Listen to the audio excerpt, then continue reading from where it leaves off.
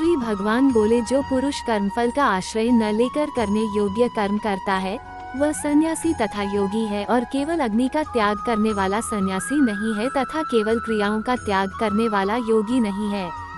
हे अर्जुन, जिसको सन्यास कहते हैं उसी को तू योग जान, क्योंकि संकल्पों का त्याग न करने वाला कोई भी पुरुष योगी नहीं होता।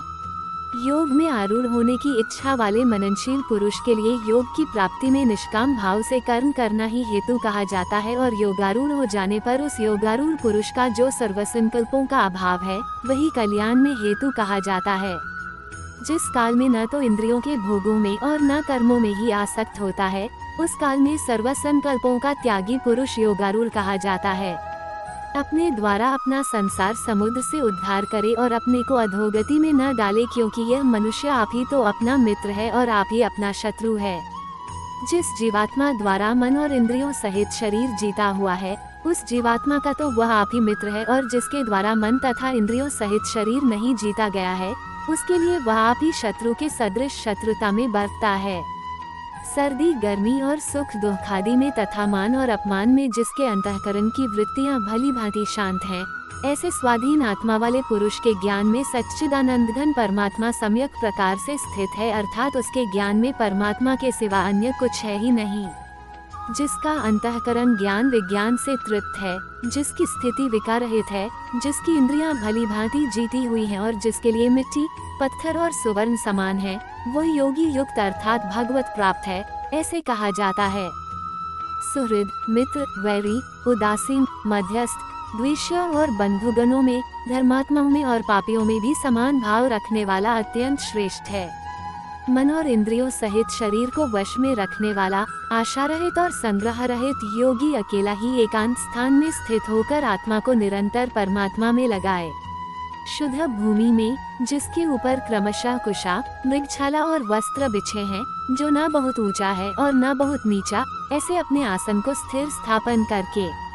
उस आसन पर बैठकर चित्त और इंद्रियों की क्रियाओं को वश में रखते हुए मन को एकाग्र करके अंतःकरण की शुद्धि के लिए योग का अभ्यास करे।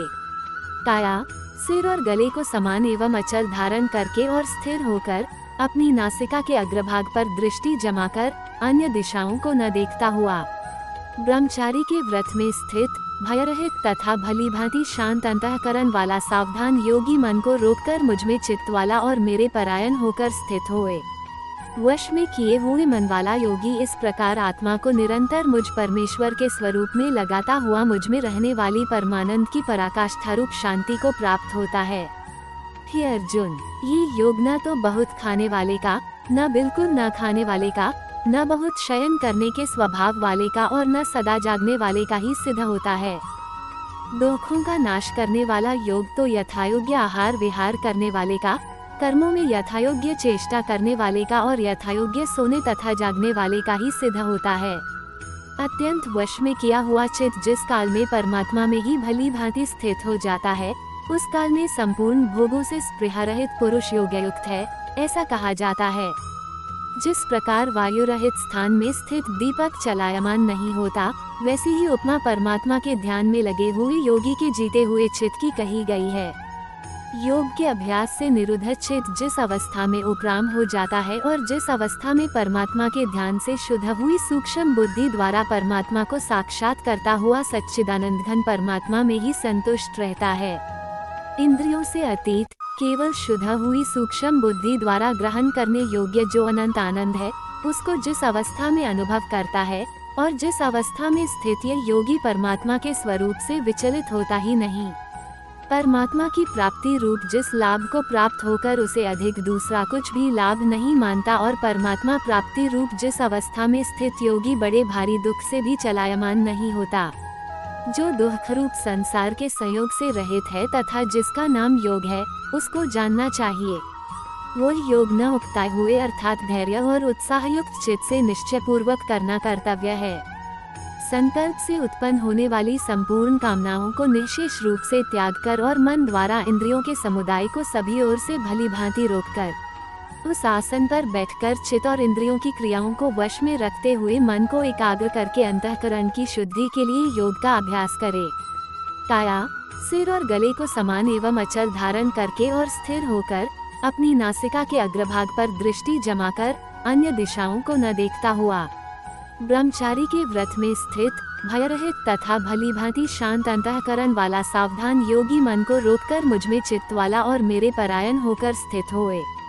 वश में किए हुए मन वाला योगी इस प्रकार आत्मा को निरंतर मुझ परमेश्वर के स्वरूप में लगाता हुआ मुझ में रहने वाली परमानंद की पराकाष्ठा रूप शांति को प्राप्त होता है। हे अर्जुन, ये योग न तो बहुत खाने वाले का, न बिल्कुल न खाने वाले का, न बहुत शयन करने के स्वभाव वाले का और न सदा जागने वाले का ही सिद्ध होता है। क्रम क्रम से अभ्यास करता हुआ उपरति को प्राप्त हो तथा धैर्ययुक्त बुद्धि द्वारा मन को परमात्मा में स्थित करके परमात्मा के सिवा और कुछ भी चिंतन न करे।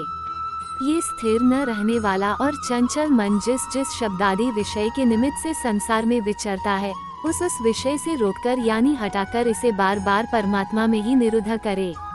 क्योंकि जिसका मन भली प्रकार शांत है, जो पाप से रहित है और जिसका रजोगुण शांत हो गया है, ऐसे इस सच्चिदानंद घन ब्रह्म के साथ एकीभाव हुए योगी को उत्तम आनंद प्राप्त होता है। वह पापरहित योगी इस प्रकार निरंतर आत्मा को परमात्मा में लगाता हुआ सुखपूर्वक परब्रह्म परमात्मा की प्राप्ति रूप अनंत आनंद का अनुभव करता है। सर्वव्यापी अनंत चेतन में एक ही भाव से स्थिति रूप योग से युक्त आत्मा वाला तथा सब में संभाव से देखने वाला योगी आत्मा को संपूर्ण भूतों में स्थित और संपूर्ण भूतों को आत्मा में कल्पित देखता है। जो पुरुष संपूर्ण भूतों में सबके आत्मरूप मुझ वासुदेव को ही व्यापक देखता है और संपूर्ण भूतों को मुझ वासुदेव के अंतर्गत देखता है, उसके लिए मैं अदृश्य नहीं होता और वह मेरे लिए अदृश्य नहीं होता। जो पुरुष एक ही भाव में स्थित होकर संपूर्ण भूतों में आत्मरूप से स्थित मुझ सच्चिदानंद घन वासुदेव को भजता है, वह योगी सब प्रकार से बरतता हुआ भी मुझ में ही बरतता है।